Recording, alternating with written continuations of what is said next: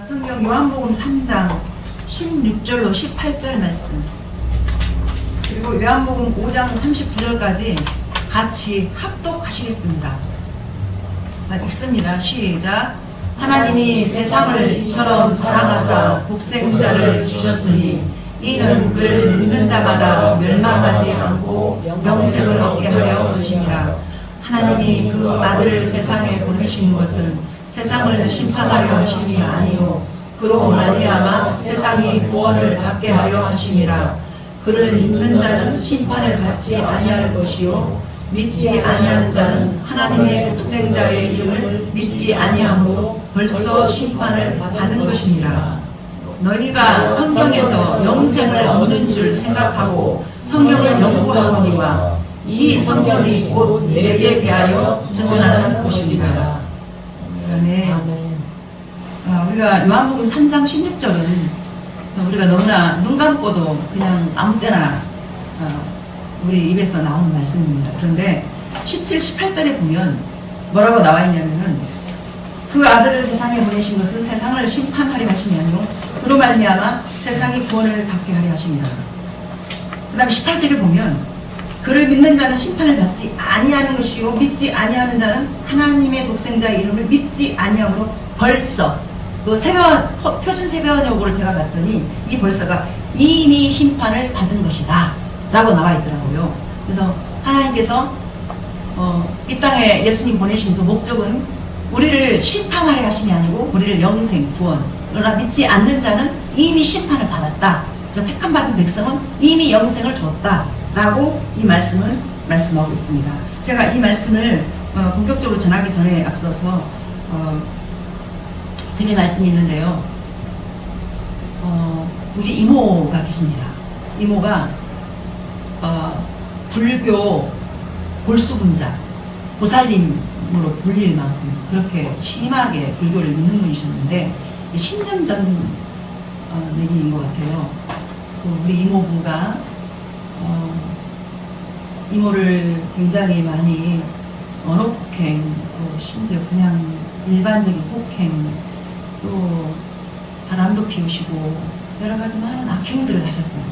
그래서 이모가 그 생활을 견디지를 못해가지고 한때 이혼을 하시고 올라오셔서 이제 저를 통해서 복음을 받습니다.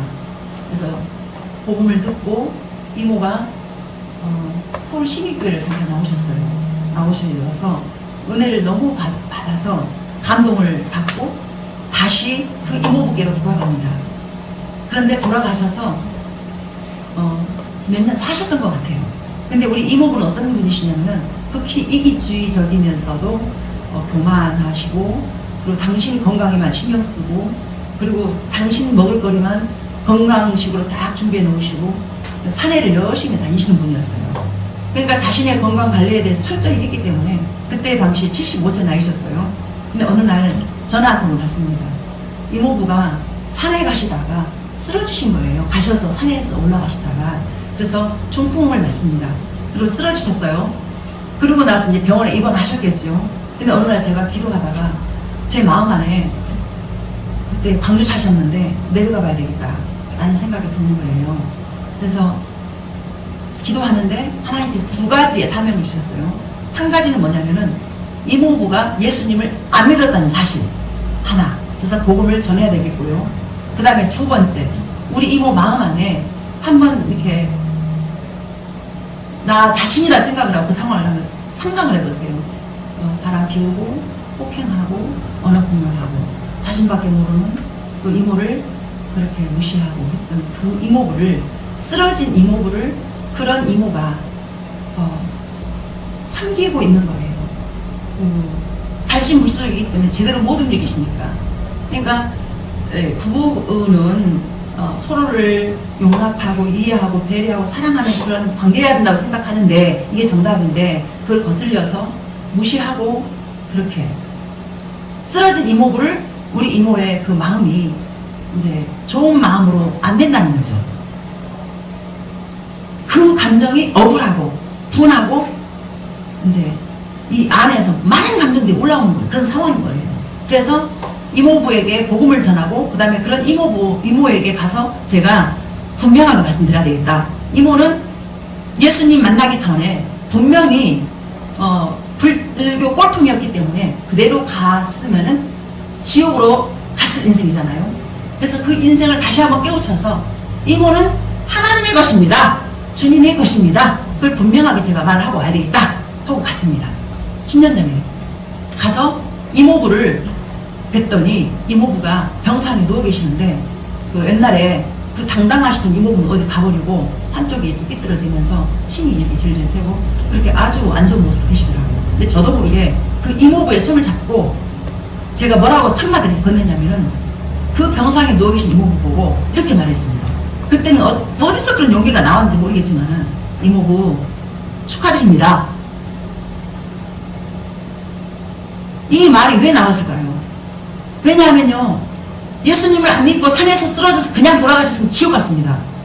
근데 하나님께서 그분을 하나님이 택하신 백성이었기 때문에 당신이 건강관리 열심히 하고 최선을 다해서 건강하게 살다 보면은 예수님을 안 찾는다는 것을 분명히 알고 있었기 때문에 그런 일이 벌어진 것입니다. 하나님 손바닥 안에서. 그래서 그분을 택했기 때문에. 그래가지고 쓰러진 그 이모부를 향해서 저도 모르게 이모부 축하드립니다. 이모부는 하나님의 것이기 때문에 하나님께서 생명의 주권자신 하나님께서 그때 바로 지옥에 가게 내버려도 됐을 판인데 이 기회를 주신 것에 대해서 감사하십시오 했더니 우리 이모부가 그 당당하시고 교만이 찼던 그 이모부께서 고개를 푹 숙이시더니 눈물을 뚝뚝뚝뚝 흘리면서 고개를 끄덕끄덕 하시는 거예요. 그리고 나서 제가 그랬습니다. 사람이 어차피 죽는 건 정해졌는데요. 이왕이면 예수님 믿으시고 천국 가는 게 옳지 않습니까? 이 기회를 놓치지 마시고 이모부 예수님을 받아들이십시오 했더니 정말 고개를 끄덕끄덕 하시면서 전부 다 받아들이셨습니다. 예수님께서 이모부를 위해 십자가에 죽으시고 다시 부활하셔서 생명으로 부활하신 그 주님이 다시 오늘 약속하시고 십자가로 우리가 하나님께 갈 수 없는 그 다리를 놓아주심으로 인해서 우리는 하나님을 아빠, 아버지라 부르실 수 있는 그러한 자격이 주어지면서 예수님을 믿고 이모부는 천국에 가실 수 있습니다. 그리고 제가 이제 회개기도를 시켜드리고 그리고 영접기도 시켜드리고 그리고 하나님의 자녀가 된 것에 대해서 감사하면서 그때 그 이모부에 흘린 눈물이 지금도 아직도 생생합니다. 그리고 나서 그렇게 제가 조치 취해놓고 이모한테 갔습니다. 이모의 손을 잡고 그랬습니다. 이모는 창세전부터 그 에베소 1장에 나와 있습니다. 창세전부터 예정하신 그 은혜가 이모 한량없는 그 복이 그 충만한 그 은혜가 이모에게 임했기 때문에 하나님의 자녀로 살 수밖에 없는 하나님의 것, 주님의 것을 살 수밖에 없는 복이 이모 안에 있지 않습니까? 했더니 이모가 아멘 하시는 거예요. 눈물을 흘리시면서. 이모, 지금 현재 이모 마음이 너무 억울하시죠? 그랬더니 또 끄떡끄떡해요. 이모 지금 분노가 일어나고 마음이 괴롭지 않은가? 끄떡끄떡해요. 이모, 이 땅의 삶은 우리가 잠깐입니다. 장차 다가올 영광에 비하면 현재의 고난은 잠깐이라고 로마서 8장 14절에서 말씀하고 있습니다. 그때 이모에게. 그래서 이모가 앞으로 사셔봐야 100살까지 사신다 해도 그 당시에 70살이 다 된 상황이었어요. 30년밖에 남지 않았습니다. 그러나 영원은 이모에게 천국이 영원히 주어졌기 때문에 하나님의 것, 주님의 것으로 사시기 때문에 이 상황을 받아들이시면서 있어야 될 이 자리 떠나지 마시고 이모부 옆에서 그렇게 하나님의 것으로 사시는 것이 축복입니다. 그랬더니 우리 이모께서 눈물을 흘리시면서 받아들이셨습니다.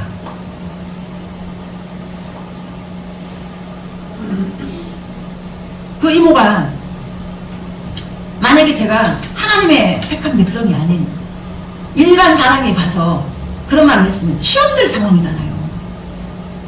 그 시험될 상황을 하나님께서 저에게 그 먼 길을 가게 하신 이유가 분명히 있었더라고요. 그 이후로 이모부를 이렇게 살피시는 과정들이 이제 작년 7월달인가 8월달인가 이모가 돌아가셨어요. 그때까지 여러 가지 많은 일들이 있었습니다. 근데 그때마다 제가 항상 상기시키는 게 이모는 하나님의 것입니다. 억울한 인생이 아닙니다.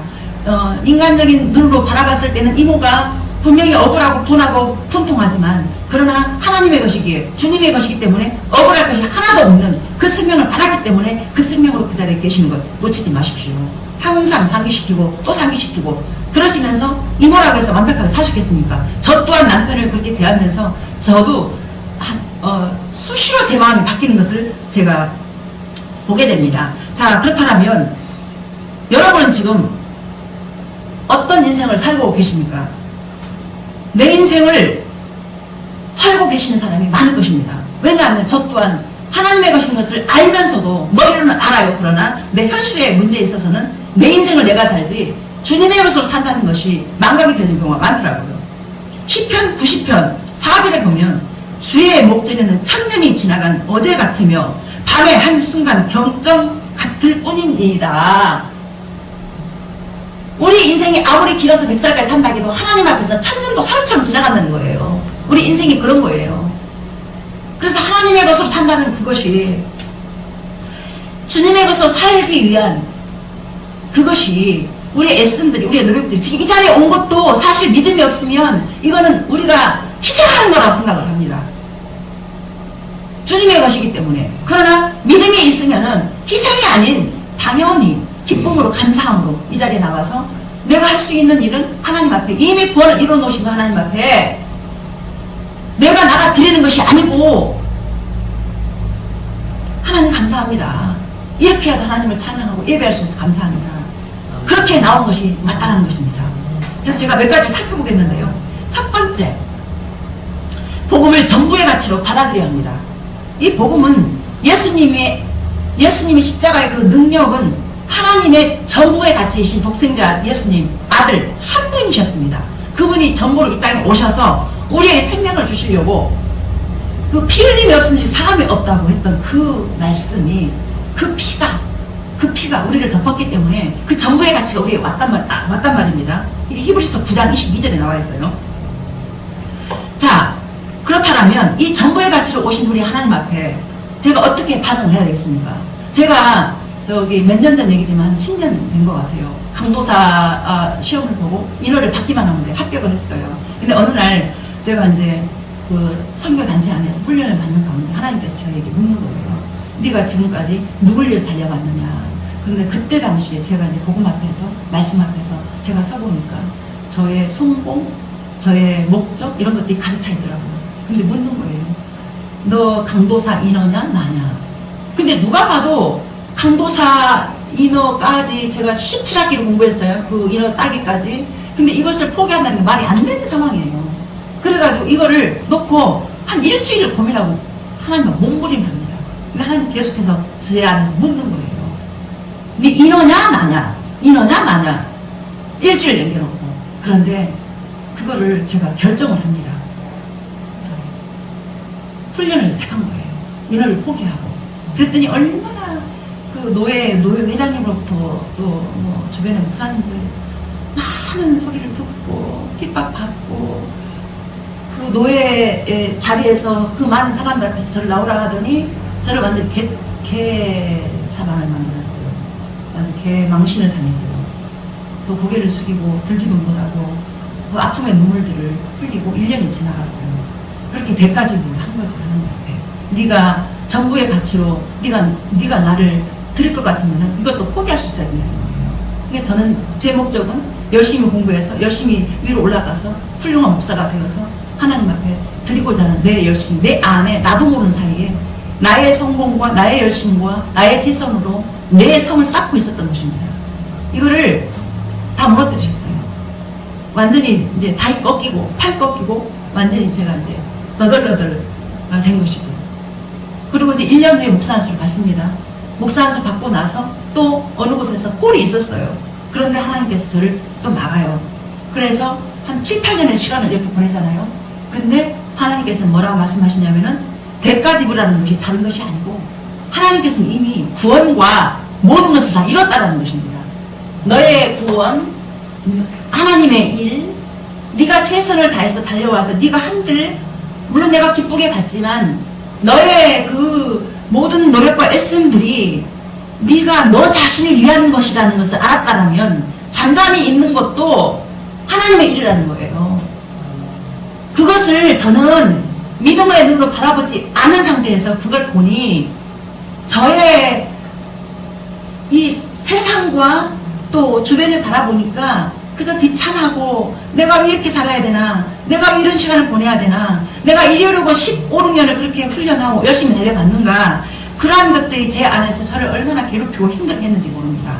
그래서 얼마나 힘들었냐면은 작년 8월 21일 날 제가 허리 디스크 터져서 수술하는데 하나님 그 마취 주사를 들어가는데요. 그때 제 안에서 나 너무 힘들어서 하나님 나 좀 데려가십시오.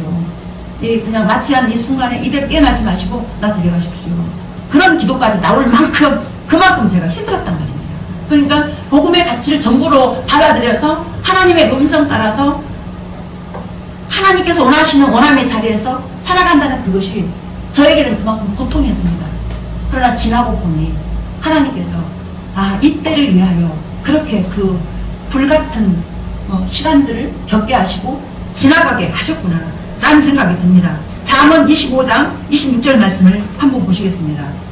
의인이 악인 앞에 굴복하는 것은 우물이 흐려짐과 샘이 더러워짐과 같으니라. 자, 야고보서 4장 5절 말씀이에요.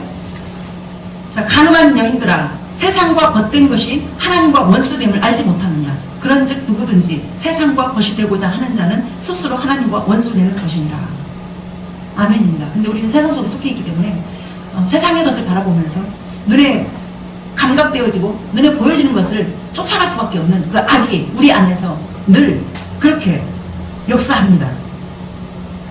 세상은 그 복음의 전부의 가치로 살 수 없는 많은 것들이 있는 것에 대해서 그 문제가 있는 것입니다.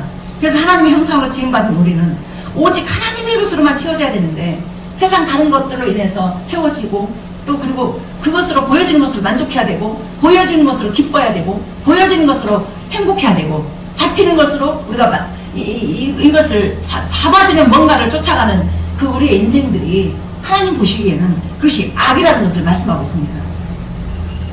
성경은 이것을 가늠한 여인이라고 표현하고 있습니다. 그리고 하나님과 원수되는 것이라고 말하고 있습니다.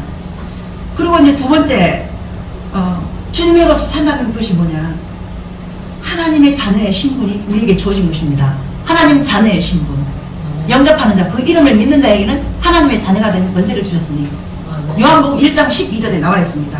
십자가를 통해서 주어진 신분, 즉 하나님의 자녀로 살아갈 수밖에 없는 그 복된 신분이 우리에게 주어졌다는 것입니다. 십자가를 통해서 어떻게 해요? 하나님과 나는 죄 때문에 도저히 가까이 할 수가 없어요.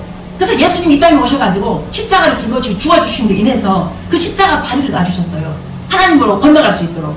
그래서 마태복음 6장 9절로 13절을 보면은 예수님께서 가르치신 기도예요. 우리에게 뭐라 말씀하셨냐면 하늘에 계신 우리 아버지여, 아버지여, 아빠 아버지라고 부를 수 있는 그러한 그 자녀의 권세가 우리 안에 주어진 것입니다.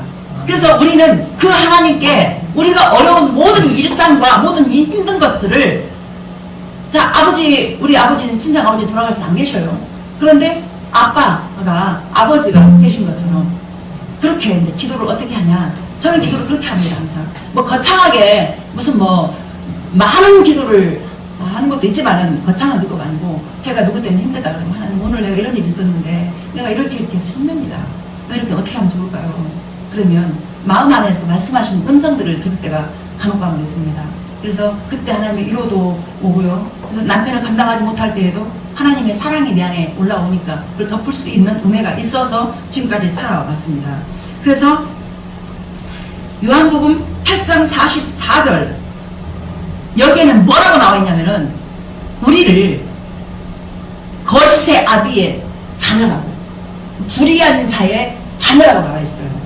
그래서 그 자녀됨이 우리로 갈 수 없는 그 길을 뭐 때문에요? 십자가로 인해서 다리를 놔주셔서 이렇게 살 수 있다라고. 이거 말씀 나왔네요. 우리 한번 같이 한번 읽어봐요. 시작. 너희는 너희 아비 마귀에게서 났으니 너희 아비의 욕심대로 너희도 행하고자 하느니라. 그는 처음부터 살인한 자요 진리가 그 속에 없으므로 진리에 서지 못하고 거짓을 말할 때마다 제 것으로 말하나니 이는 그가 거짓말쟁이요 거짓의 아비가 되었습니다. 아멘. 아멘. 그래서 우리는 예수님을 믿지 않으면 우리 속에는 거짓됨과 또 불의함과 또 우리의 옳다함과 또 우리의 그 보여지는 감각대로 살 수밖에 없는 악이들 있다라는 거죠. 그래서 왜냐하면 이 땅이 불완전하기 때문에 그렇게 살 수밖에 없어요. 그래서 하나님께서 우리의 모든 약함을 아시고 예수님을 보내셔서 네가 그 예수님 피 아래 들어와야 이게 완전이고 안전이란다. 이 안전한 조치와 장치가 우리 안에 있기 때문에 이렇게 우리가 살아가고 있는 것 같습니다. 그래서 이 세상에는 여러 가지 관계가 있습니다. 그러나 모든 관계는 상대적 관계입니다. 왜냐하면 상대적으로 나를 잘해주는 사람은 서로 잘하고 또 부부도 요새 이혼 많이 하잖아요. 그죠? 이혼 많이 해요. 이혼도 많이 하고 또 이제 그러나 절대적인 관계가 어떤 관계냐? 부모 자식 간의 관계. 저희 엄마랑 가끔 싸워요. 근데 제 엄마기 때문에 제가 또 다시 다가가서 엄마 손잡고 엄마 미안해, 엄마 죄송해요, 엄마 이러지. 만약에 남 같았으면은 그냥 또 딱 또 끝내버려요. 근데 엄마기 때문에. 왜냐하면 아무리 누가 뭐라 해도 엄마 피를 물려받는 엄마가 제 안에 있는 한 제 엄마잖아요. 이것도 하나님과 자녀의 관계가 그렇다는 것입니다. 아들과 아버지의 관계가 아무리 아들이 믿게 해도 그 아빠와 아들의 관계가 절대적이라는 것이죠. 그 절대적인 관계로 살아갈 수밖에 없는 복이 우리에게 그 은혜의 관계라는 거. 그것이 은혜의 관계라는 거. 우리에게 이미 임했다는 거.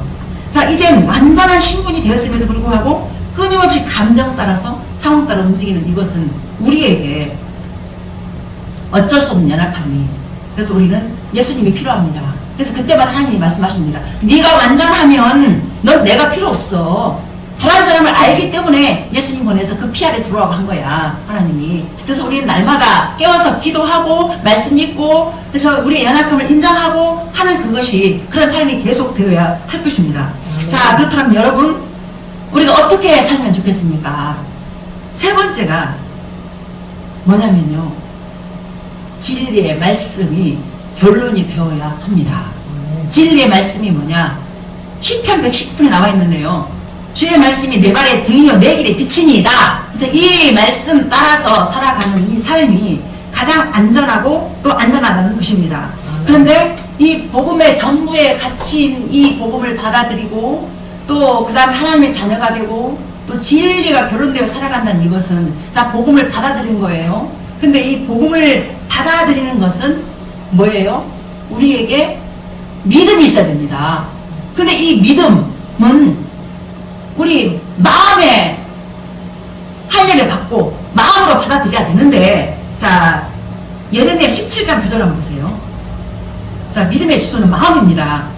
자, 시작. 같이 한번 읽어봐요. 시작. 만물보다 거짓되고 심히 부패하는 것은 마음이라. 누가 능히 이를 알리오마는. 자, 인간의 모든 마음은 오른무중인 거죠. 내 마음이잖아. 내가 어떻게 압니까? 내 마음도 몰라요. 그러니 우리는 다투고 싸우고 내가 옳다, 네가 틀렸다 살 수밖에 없는 악이 우리 안에서 늘 이 땅에서 보여지는 것이죠. 그냥 혼돈스럽고 혼란하고 늘 그러기 때문에 우리는 그래서 하나님 앞에 드려지는 예배와 기도와 찬양과 말씀이 우리를 떠나서는 안 된다는 것입니다. 그래서 말씀으로 이 땅에 육신되어 오신 예수 그리스도, 창세전부터 계획하셨던 하나님의 꿈은 그리스도 예수 안에서 당신의 기뻐하신 뜻을 따라 지으셨다고 에베소서 1장에서 말씀하고 있습니다.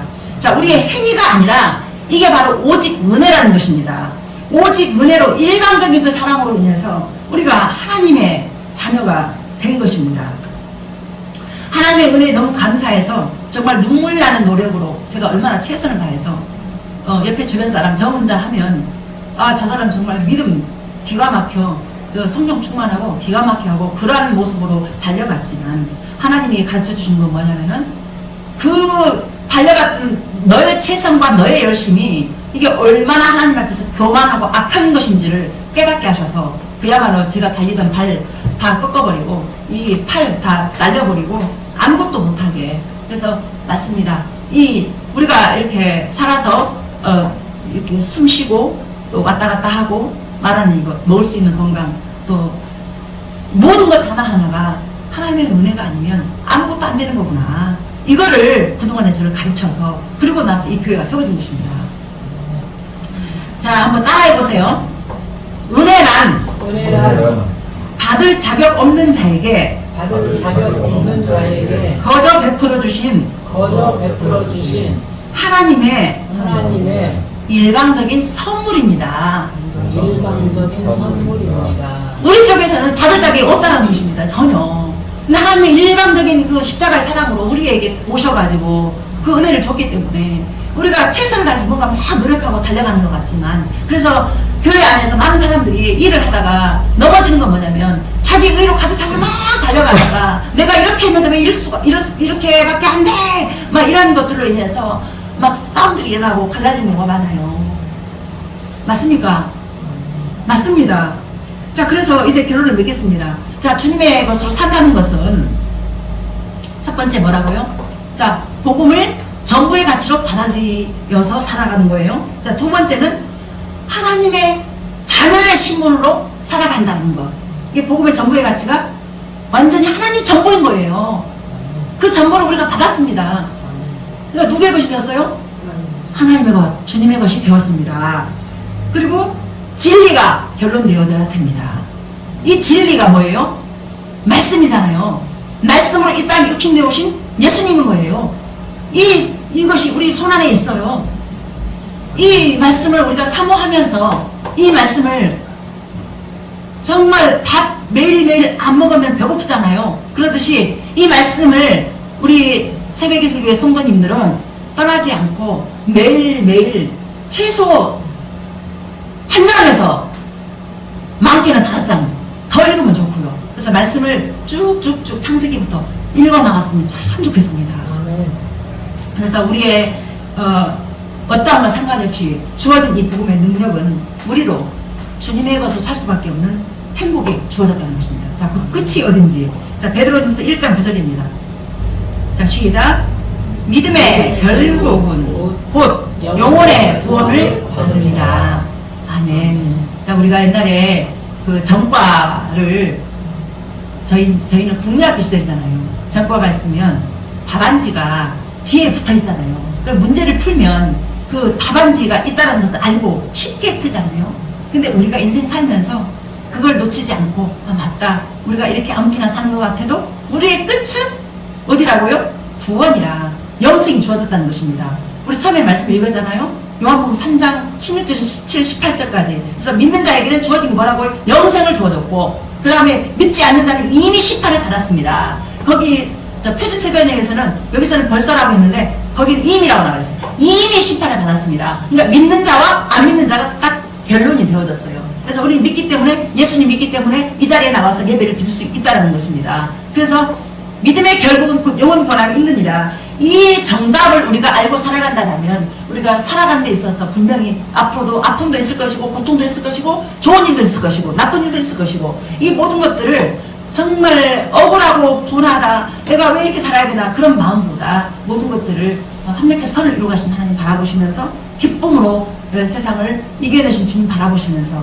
그렇게 살아가시는 우리 성도님들과 또 제가 됐으면 좋겠습니다. 자, 기도합니다. 하나님 아버지, 감사합니다. 주님의 것으로 살 수 있도록 은혜 주셔서 감사합니다. 때로는 주님의 것인 줄 머리로 알면서도 내 인생을 내가 살면서 얼마나 나 자신 바라보면서 비참하고 힘들게 힘겹게 살아오는지 모릅니다. 그러나 이 말씀도 준비하면서, 맞습니다, 하나님, 주님의 것으로 살면서 이렇게 전부의 가치로 받아들이며 또 하나님의 자녀의 권세로 살며 또 진리가 결론되어서, 그래서 말씀 떠나지 않고 그 안에서 살아간다는 것, 하나님, 우리 성도님들 모두가 다 이것을 명심하고 마음판에 새겨서 믿음의 결국은 영원 권함이 있느니라. 이 말씀 10년 가운데 심겨짐으로 인하여 이 땅에서 비록 힘겹고 어려운 환난 같은 삶을 살고 있지만은 우리 안에 이 말씀이 심겨져서 이 믿음을 가지고 굳건하게 살아갈 수 있는 우리 성도님들이 다 될 수 있도록, 이 말씀을 듣는 모든 자가 다 될 수 있도록 축복하여 주시옵소서. 하나님 아버지, 감사합니다. 또 이 자리에 그냥 나오지 않고 또 물질을 드린 많은 우리 성도님들 계십니다. 하나님 아버지, 이 손길을 기억하여 주시고 부디 이 손길에 복의 복을 더하사 정말 삶의 모든 영역에서 먼저 건강한 복을 주시고 또 형통한 복을 주시고 또 하나님이 주신 기쁨으로 충만하게 도와주시고 또 하나님이 주신 평안함으로 충만하게 도와주시고 그래서 하나님 이왕이면 물질의 복도 많이 주셔서 마음과 물질 때문에 어려움당하지 않는 그런 모습으로 복되게 살아갈 수 있도록 축복하여 주시옵소서. 그리고 이 물질을 쓸 때도 하나님 아버지 하나님 앞에서 정직하고 바르게 귀하게 하나님 나라 확장 위해서 쓰임받는 그러한 하나님 그러한 물질이 될 수 있도록 하나님 도와주십시오.